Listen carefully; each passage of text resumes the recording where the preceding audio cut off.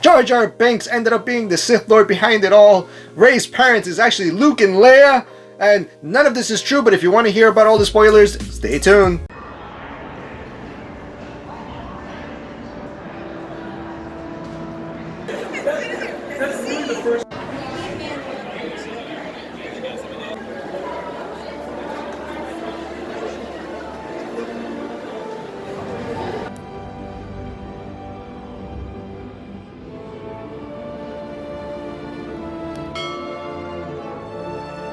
I am trying to keep my voice down because all around me, all of the halls are playing the Star Wars movie. So there's people walking in and out into a theater.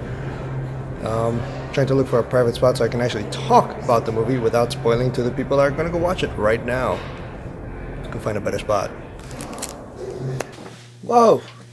Alright, much better. Ah, cleaner too. Wait.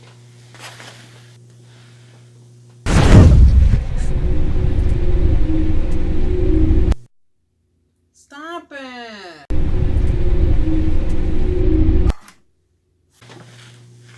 Alright.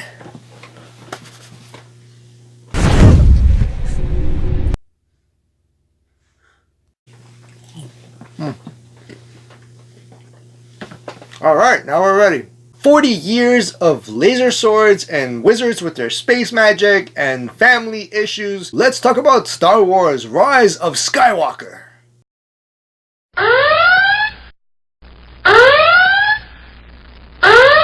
Oh, what a year 2019 has been. It is the year of the ending of several eras. We have had the ending of an Avengers era. We have had the ending of Game of Thrones era. Now we have the ending of a 40-year era of Star Wars. That is massive. 40 years of Skywalkers and the never-ending battle of light and darkness. Young fool.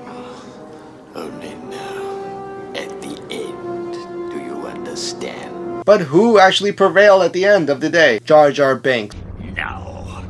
No. No. To say that Jar Jar Binks has nothing to do with absolutely anything in this movie or anything in the rest of the saga besides where he was. Star Wars fans have been at a crossroads ever since The Force Awakens and the changes that they made within The Last Jedi. You had paid the price for your lack of vision. Now, with the many dislikes of The Last Jedi, including myself, I disliked that movie.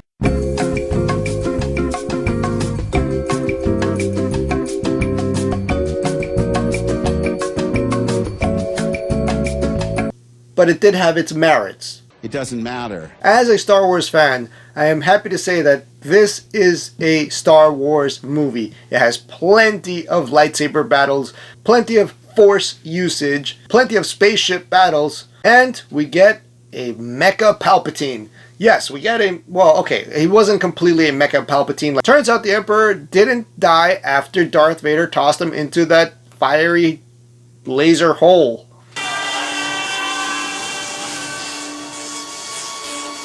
Now, he didn't have cybernetic parts like Darth Vader, and he didn't have half of his body or pieces of him torn off like Darth Maul, but he was hooked up to a gigantic machine that was keeping his body physically alive. And the only reason he was physically alive is because of usage of the Dark Force. Those skills are no match for the power of the dark side. Personally, I would have loved to seen a Mecha Palpatine. As a Star Wars fan, I was in ooh and ah with all the cinematography, the cool battle scenes, the cool flight scenes, and truly showing the full extent of what a Jedi can actually do. In many cases, we never got to see Luke Skywalker fully use his Force abilities, like we saw in this movie between Ben and Rey. And on the other hand, I have a couple of pet peeves as far as Snoke. Snoke really was a nobody. And technically it was Palpatine that created him, but that is all we get. He just said, "I created him."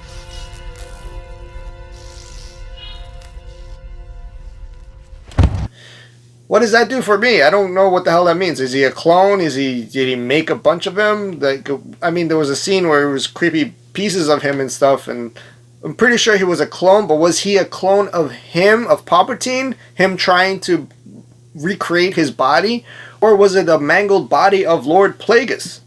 And also, how in the hell did Snoke get the position to be the Supreme Leader if no one was around to actually make him the Supreme Leader? Did Palpatine actually leave like a will? Like, oh, in my place, this creepy looking zombie guy is going to take over and be the leader of everyone. After the Emperor died, supposedly, there was no explanation as to how anyone else took order to become the First Order. So we still have no idea how the First Order came to be. None of this was ever answered. And then we get the revelation of who Rey's parents really are, which was not as climactic and kind of dry. It was just thrown out there, hey, these are your parents.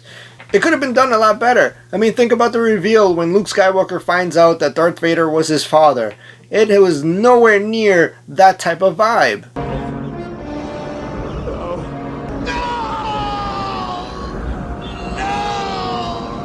And then all of a sudden, Jedi can just transport things throughout space and time by just using the Force. Although I think this was one of the coolest abilities that a Jedi can actually have, but it just wasn't explained or even mentioned how they were able to learn it. Many Star Wars fans will be happy to hear also that we have a lot of fan service in this movie. There's a lot of scenes that are dedicated to paying homage to the original movies. The cameos were a true delight. With JJ back at the helm and reiterating what we already saw in Return of the Jedi, truly is a JJ film because it's reiterating exactly what we saw in Return of the Jedi.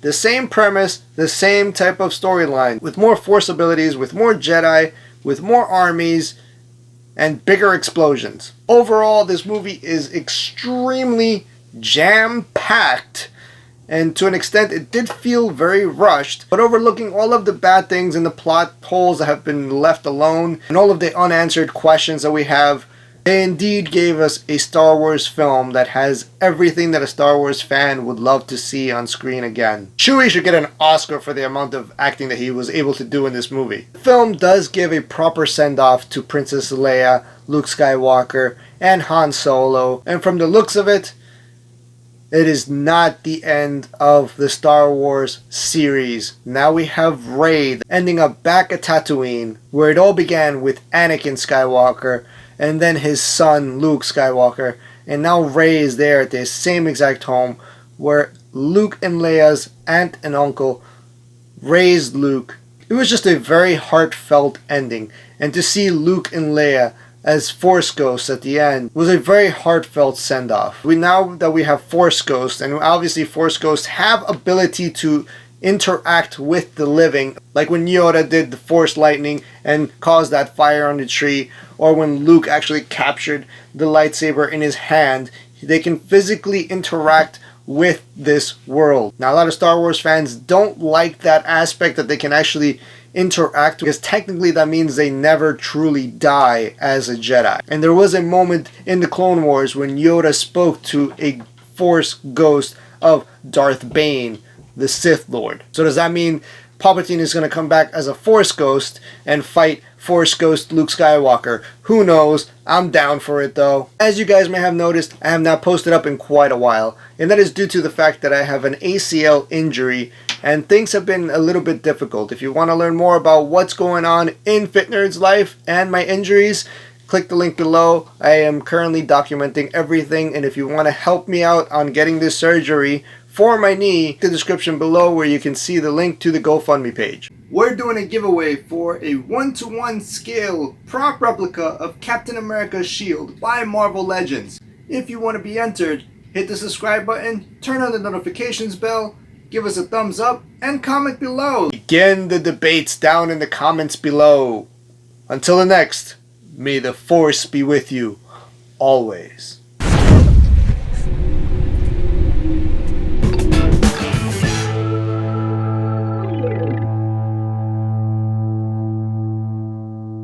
Three, two, one, a blaze!